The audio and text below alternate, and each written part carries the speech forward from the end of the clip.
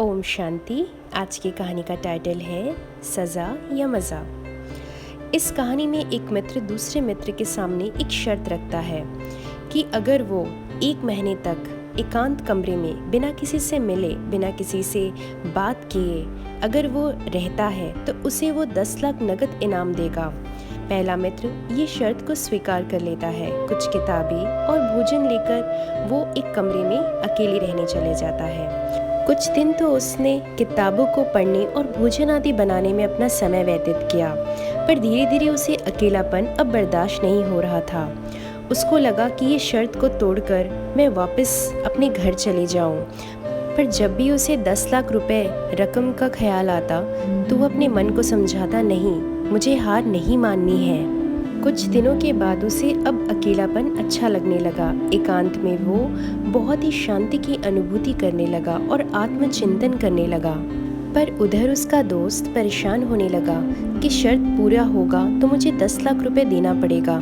वो दुविधा में पड़ गया और उसने एक खतरनाक फैसला लिया कि वो अपने दोस्त को जान से मार देगा।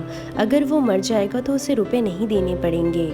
मन में शैतानी विचार लिए वो शर्त की समाप्ति के दिन वहाँ पहुँचा, परंतु वहाँ पहुंचकर उसे आश्चर्य हुआ कि उसका दोस्त शर्त की समाप्ति के दिन से एक दिन पहले ही वहाँ से जा चुका था और उसने उसके नाम का एक पत्र छोड़ा था जिसमें लिखा था, प्यारे दोस्त, मैं तुम्हारा दिल से शुक्रगुजार हूँ क्योंकि इस 1 महीने में मैंने वो खजाना पाया है जो सबसे अनमोल है।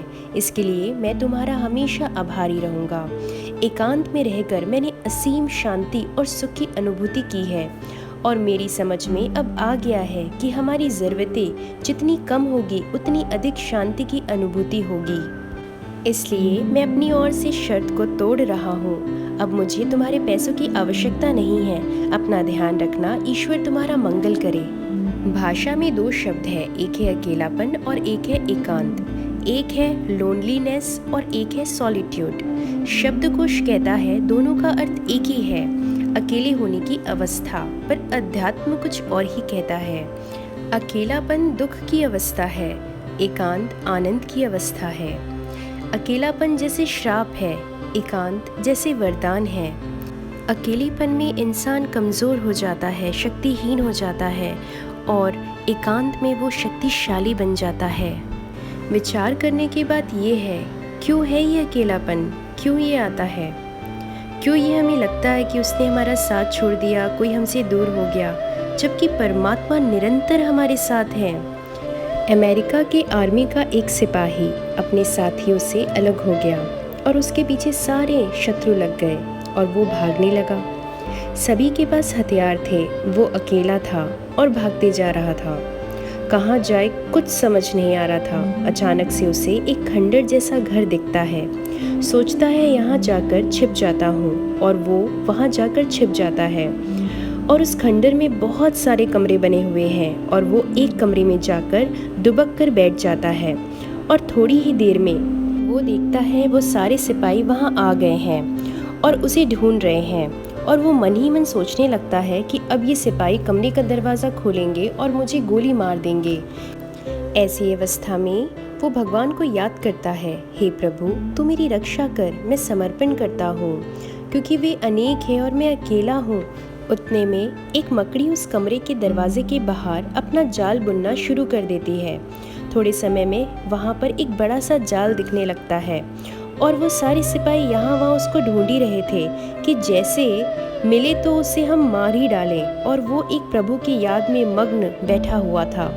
अचानक ही 2 सिपाही उस दरवाजे के पास आते हैं। उन्हें वो मकड़ी का जाल दिखता है और ये सोचते हैं कि यहाँ मकड़ी का जाल है तो संभावना नहीं कि कोई अंदर होगा। अगर कोई होता तो यह जाल तोड़ के गया होता और ये लोग छोड़कर चले जाते हैं। और तब वो अपने घुटनों पर गिरता है। उसकी आंखों से आंसुओं की धारा बहने लगती है और वो प्रभु से कहता है, मुझे लगा कि तूने तो मुझे अकेले छोड़ दिया है, परंतु तेरी कृपा, तेरी दया अनंत है। हम समझ नहीं पाते वो किस तरह काम करता है। हम समझ नहीं पाते कि वो हमारी किस तरह मदद करता है। हम समझ नहीं पाते कि जो हमारे जीवन के प्रत्येक पल में, प्रत्येक क्षण में, प्रत्येक समय हमारे साथ साथ चल रहा है, उसकी वो अदृश्य मदद हमें दिखाई नहीं देती, पर इसका अर्थ ये नहीं कि वो हमारे साथ नहीं है। ये प्यास आंतरिक है, ये प्यास अनंत है, और अनंत सिर्फ एक परमात्मा है। उनसे ही हमें अनंत सुख, शांति, प्रेम की प्राप्ति हो सकती है। तो अपने दिल की तार परमात्मा से जोड़िए, जिसकी हर चीज़ अनंत है, जो खुद भी अनंत है। ओम शांति।